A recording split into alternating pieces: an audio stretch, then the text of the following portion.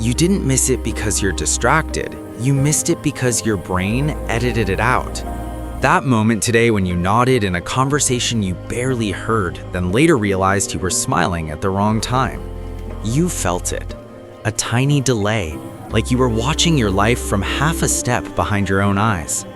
Keep that feeling, because in the next few seconds, you're going to notice something your mind usually refuses to see. A stranger. Same face, different places, different clips. And if you can't spot them, it won't be because they're hidden. It'll be because your perception has rules you didn't agree to. Most people think attention is a spotlight, but attention is more like a bouncer. It doesn't just let things in, it decides what you're allowed to experience. Every day, your brain scans thousands of details and tosses most of them away. Not because they don't matter, but because they're unfamiliar, because they don't fit the story your mind is already running. So you walk through streets full of faces and you see crowd. You sit across from someone you love and you see routine. You scroll past lives you'll never live and you see noise. The survival brain is efficient, and efficiency has a cost. Over time, you stop seeing what's there and start seeing what you expect. That's when the mental erosion starts, quiet, not dramatic. You begin overthinking, not because you're broken, but because your mind doesn't trust the world to be stable. So it checks and rechecks, running simulations at night when your body is begging to sleep. Then something worse happens. Emotional numbness. Not the kind that feels like sadness, the kind that feels like nothing. You're at a table with friends, and you laugh when they laugh, but your laughter feels like it came from a different room. You look normal, you sound normal, but inside there's this faint sense you're performing you. That's masking fatigue, and the cruel part is you don't even know you're doing it until you're exhausted, because the mask becomes muscle memory, a social reflex, a conditioned response, a script you didn't write.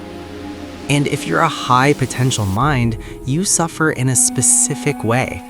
You notice too much. You feel patterns forming. You sense subtext in a sentence. You pick up micro shifts in tone, posture, silence. But then you doubt yourself. Tell yourself you're imagining it. Tighten your focus. Try harder. Force your attention like it's a muscle you can punish into obedience. And it works until it doesn't. Because the enemy isn't your willpower.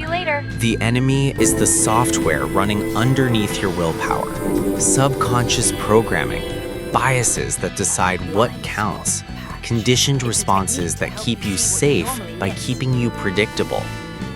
The survival brain would rather be wrong in familiar ways than right in unfamiliar ones. It doesn't want truth, it wants certainty. It wants speed.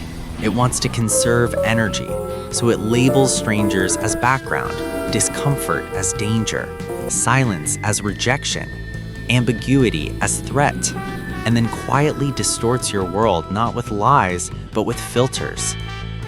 Now watch closely. You're about to see the same stranger appear in every clip, and notice what your mind does. It'll try to move too fast, guess, be right, because that's what it always does. It wants closure. But this isn't a game about eyesight. It's a game about your internal operating system. In one clip, they'll be near the edge and your brain will call them extra. In another, they'll be centered and your brain will call them familiar. In another, they'll be reflected, distorted, almost not there, and your brain will call them nothing. If you don't slow down, your perception will delete them again. Not because you're careless, because you're trained. Your attention has been trained to prioritize motion, faces, threats, rewards, to ignore repetition, the ordinary, what doesn't demand you. That's why the stranger is such a powerful test. They're not screaming for your attention, they're just consistent, and consistency is invisible to a mind that's always bracing for change. That's cognitive friction. Your eyes are seeing, but your brain is negotiating what it's allowed to accept. And you feel it as tension behind your forehead, a subtle irritation, like a lock that won't turn. Yet that irritation isn't weakness, it's your mind hitting the edge of its own pattern, watching two realities fight, what's there and what your brain insists must be there. But your brain has a back door, and most people never find it. They keep trying to win by forcing attention, grinding, pushing harder against the same invisible wall. Yet this is the psychology of the 1%. Not money, not status, perception. They don't see more because they try harder. They see more because they train themselves to stop obeying the first interpretation, Hey, how's your day to going? delay the label, going well. Thanks delay for the asking. conclusion, Great. create Talk a to you small later. space between stimulus and meaning. And inside that space, you become sovereign, because the moment you can pause the automatic story, you can rewrite it. So here's the shift.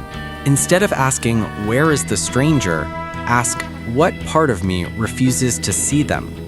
Because the stranger isn't just a person in the frame. They're the detail you keep missing in your own life, the uncomfortable truth you keep stepping around, the pattern you keep repeating because it feels normal, the signal you keep ignoring because it doesn't shout. When you practice that kind of seeing, you stop living in reaction and start living in clarity, quiet clarity that changes your tone in conversations, what you tolerate, who you become when nobody's watching, built from small, invisible habits.